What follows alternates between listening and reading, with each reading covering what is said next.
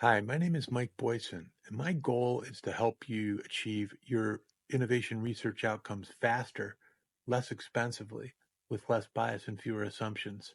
I spend a great deal of my time looking for ways to help you develop strategic options that give you the inputs needed to accelerate into experiments quickly, cheaply, easily, and productively. My blogging documents many of the thought experiments I go through as I continually strive to take existing knowledge and emerging technology and blend them together to address your unmet needs. If you'd like to take a deeper dive, let me suggest a few options for you. One, you can check out my masterclass on eliminating jobs to be done interviews with artificial intelligence. Don't let people selling jobs to be done interview training fool you. They don't do jobs to be done the way I do. Two, you can join my Jobs to be Done community.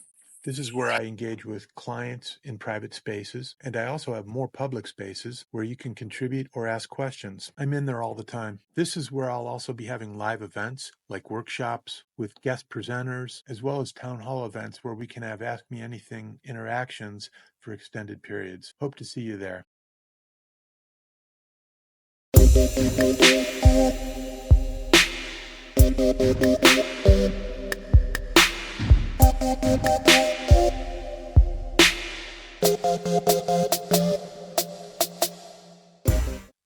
As I think about all of the outcome-driven innovation surveys that I've seen, I don't believe I've ever seen a solution captured for each step in the map. Generally, what you see is a question that asks you to select all that apply at the beginning of the survey.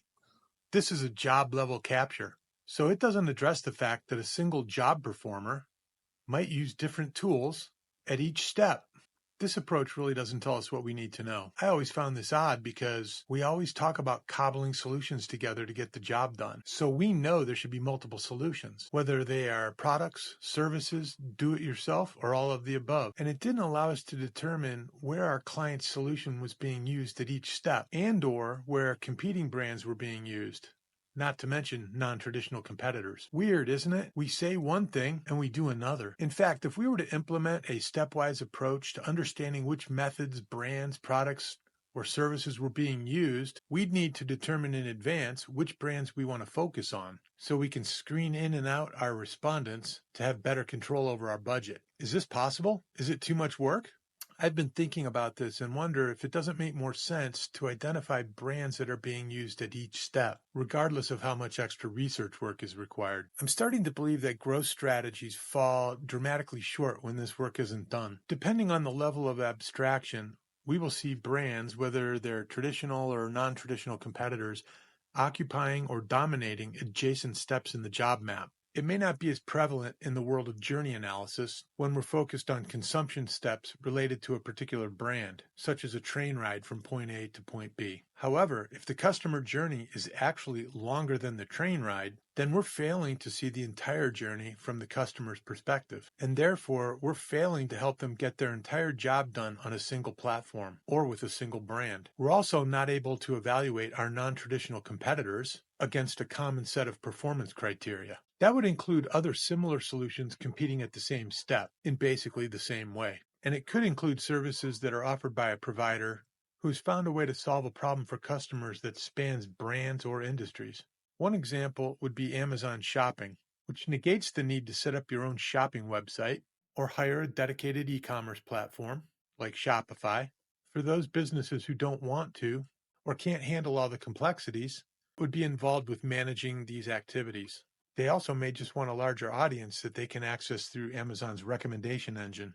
Do you really want to limit your journey analysis in a way that ignores opportunities to leverage capabilities across the larger job to be done? Maybe you do. So let's think about something as simple as cutting your lawn. If we were going to study this, we'd need to assume that there's no lawn maintenance service available yet, and we know that this has been around for many decades. So we're probably trying to understand a higher context job. In other words, if we're a lawnmower manufacturer, the job our product is focused on, cutting the lawn, is probably a single step in a higher context job, such as maintaining a lawn or maintaining your front yard. Your front yard may not have a lawn at all. Sure, we could be trying to improve an existing service solution, but that's a limited view, and our ability to identify value gaps in the market will shrink dramatically over time. I know, this probably makes you uncomfortable. Your boss probably wants you to do something productive next week. So our first step is to make sure we're not locked into a job definition that represents a very mature market. In this case, we need to elevate our view of the market from homeowners cutting a lawn to homeowners that are maintaining a front yard. So let's go through this job map of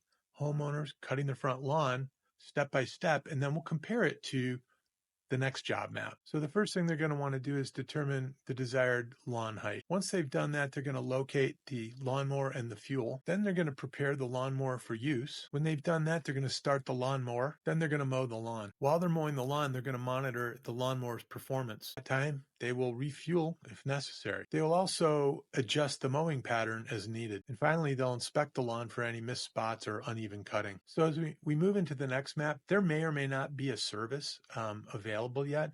We could have done this map decades and decades ago, and we could have definitely conceptualized of a service that didn't yet exist, because sometimes we just don't want to do it ourselves. So let's take a look at this map step by step. Evaluate the yard's maintenance needs. Decide between DIY maintenance or hiring a service. If you're hiring, research the available services. If you're hiring, schedule a service appointment. If you're doing it DIY, locate the gardening tools and supplies. Then you need to prepare the yard for service or DIY maintenance. If hiring, make sure you communicate the appropriate specifications to your service provider. If you're doing it yourself, execute the required maintenance activities, oversee the maintenance work or your DIY progress, inspect the work upon completion, or review your DIY work. If you're hiring, provide feedback or request adjustments. And finally, plan for ongoing maintenance. We could take a look at a decision-oriented job where the homeowner considers their ideal state and whether the yard should be